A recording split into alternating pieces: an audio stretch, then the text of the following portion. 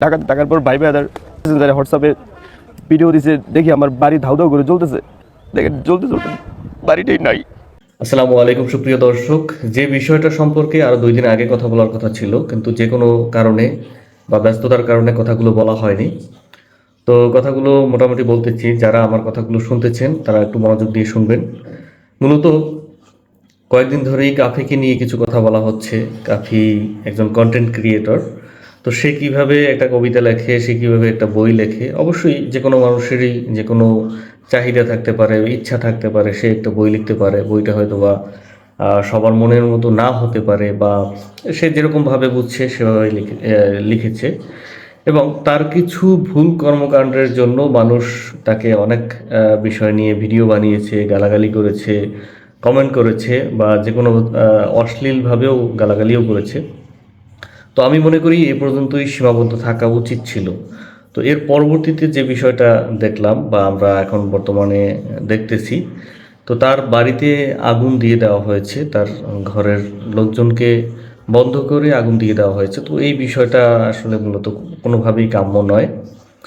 তো দেখা যায় যে একটা মানুষ যে কোনো ভুল করতেই পারে। তো সেই ভুলের মাসুল যদি এমনটা হয় যে তার বাড়িঘর জ্বালিয়ে দেওয়া হবে, তার ঘরের বাড়ির লোকজনকে হেনস্থা করা হবে, তো এটা তো কোনো সুস্থ মস্তিষ্কের কাজ না, বা এটা তো কোনো প্রতিবাদ না। যদিও আমরা তাকে শুধরে নেওয়ার জন্য বলতে পারি যে তোমার এই কাজগুলো করা ঠিক হচ্ছে না, বা এই কাজগুলো তুমি করবা না ভবিষ্যতে।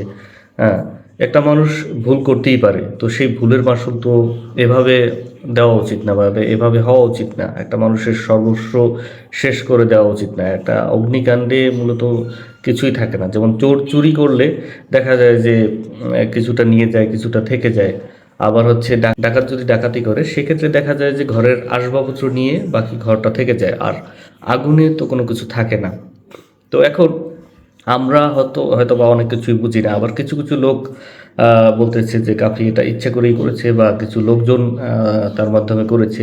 তো এটা আমরা বলতে পারতেছি না, যে আমাদের স্বল্প জ্ঞানে আমরা যা যা দেখি বা যা বুঝি, সেভাবেই হয়তো বা কথা বলি। তো অবশ্যই এই বিষয়টা থেকে আমাদের শোধরানো উচিত। একটা মানুষ ভুল করলে তার এরকমভাবে বা এত খারাপ পরিস্থিতিতে তাকে ফেলা উচিত না। তো এই বিষয়টা আমরা পরবর্তীতে অবশ্যই খেয়াল রাখবো, যাতে পরবর্তীতে কোনো কাউকে আঘাত দেওয়ার আগে বা কাউকে কষ্ট দেওয়ার আগে অবশ্যই ভেবেচিন্তে কাজ করব।